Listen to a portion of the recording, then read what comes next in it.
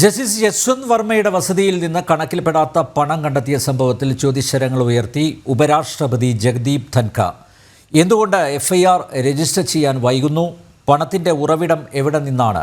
ഈ പണം ജുഡീഷ്യറിയെ മലിനമാക്കിയോ എന്നും ജഗദീപ് ധൻഖ ചോദിച്ചു. ജഡ്ജിമാരെ പ്രോസിക്യൂട്ട് ചെയ്യുന്നതിന് മുൻകൂർ അനുമതി ആവശ്യമാണെന്ന് വിധിച്ച സുപ്രീം കോടതി വിധി പുനഃപരിശോധിക്കേണ്ട സമയം അതിക്രമിച്ചെന്നും ഉപരാഷ്ട്രപതി പറഞ്ഞു. ഡൽഹിയിലെ ഒരു സ്വകാര്യ ചടങ്ങിൽ പങ്കെടുത്ത് സംസാരിക്കുകയായിരുന്നു ഉപരാഷ്ട്രപതി.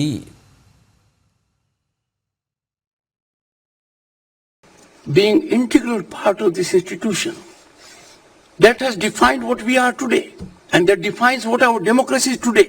This issue for which people are waiting with bated breath.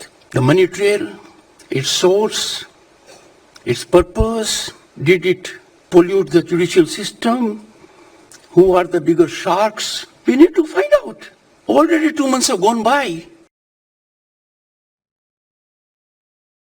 വാർത്തയുടെ വിശദാംശങ്ങളുമായി ജിഷ്ണു കൃഷ്ണൻ ചേരുന്നു ഡൽഹിയിൽ നിന്നും. ജിഷ്ണു, ജുഡീഷ്യറിയെ വെറുതെ വിടാൻ ഒരുക്കമല്ല ഉപരാഷ്ട്രപതി. നേരത്തെയും അദ്ദേഹം വിമർശനങ്ങൾ ഉന്നയിച്ചിരുന്നു. ഇപ്പോഴിതാ അദ്ദേഹം ചോദിക്കുന്നതിൽ ഏറ്റവും പ്രസക്തമായി എടുക്കേണ്ടത് ജഡ്ജിമാരെ പ്രോസിക്യൂട്ട് ചെയ്യുന്നതിന് എന്തിനാണ് മുൻകൂർ അനുമതി എന്നാണ് അദ്ദേഹം ചോദിക്കുന്നത്. സുപ്രീം കോടതിയുടെ വിധി പുനഃപരിശോധിക്കേണ്ട സമയം അതിക്രമിച്ചെന്നും ഉപരാഷ്ട്രപതി ആവർത്തിച്ച് പറയുന്നു. എന്താണ് വിശദാംശങ്ങൾ ജിഷ്ണു? അനന്തപേർ ജനാധിപത്യത്തിന്റെ നിലനിൽപ്പിന് ശക്തവും സുതാര്യവുമായ നിയമ സംവിധാനം അനിവാര്യമാണ് എന്ന് പറഞ്ഞുകൊണ്ടാണ് ഉപരാഷ്ട്രപതി ജഗദീപ് ധൻഖർ ഇപ്പോൾ ഈ ചൂണ്ടിക്കാട്ടിയിട്ടുള്ള വിമർശനം നടത്തിയിട്ടുള്ളത്. തീർച്ചയായും നേരത്തെയും ജുഡീഷ്യൽ സംവിധാനത്തിന്റെ പിഴവുകൾ സംബന്ധിച്ച് ജഗദീപ് ധൻഖർ കൃത്യമായിട്ടുള്ള വിമർശനങ്ങൾ, ചൂണ്ടിക്കാട്ടലുകൾ നടത്തിയിരുന്നു. ഇതിപ്പോൾ ഹൈക്കോടതി ജസ്റ്റിസ് യശ്വന്ത് വർമ്മയുടെ വീട്ടിൽ നിന്ന് അനധികൃതമായി പണം കണ്ടെത്തിയ സംഭവത്തിൽ FIR രജിസ്റ്റർ ചെയ്യുന്നതിനും നിയമ നടപടികൾ വൈകുന്നതിനെയുമാണ് ഉപരാഷ്ട്രപതി ജഗദീപ് ധൻഖർ കൃത്യമായി വിമർശനം ഉന്നയിച്ചിട്ടുള്ളത്. എന്തുകൊണ്ടാണ് ഈ നിയമ നടപടികൾ വൈകുന്നത്? ഈ പണം, ഈ അനധികൃതമായിട്ടുള്ള പണം ജുഡീഷ്യറിയെ മലിനപ്പെടുത്തിയിട്ടുണ്ടോ എന്നുള്ളത് പരിശോധിക്കേണ്ടതുണ്ട്.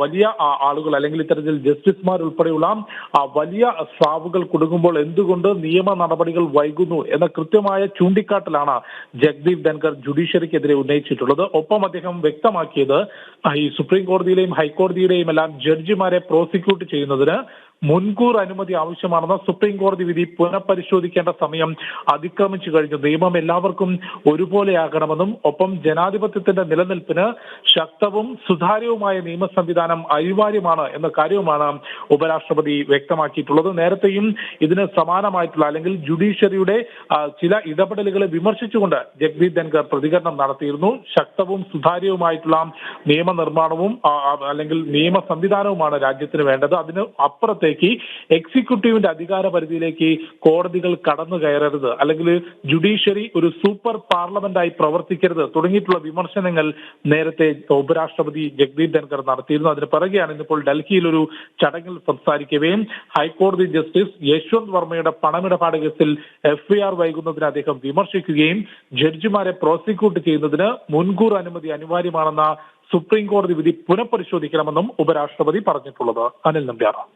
ജുഡീഷ്യറിയെ കടന്നാക്രമിച്ച ഉപരാഷ്ട്രപതി ജഗദീപ് ധൻഖ ജസ്റ്റിസ് യശ്വന്ത് വർമ്മയുടെ വസതിയിൽ നിന്ന് കണക്കിൽപ്പെടാത്ത പണം കണ്ടെത്തിയ സംഭവത്തിൽ അദ്ദേഹം വീണ്ടും ചോദ്യശരങ്ങൾ ഉയർത്തിയിരിക്കുന്നു.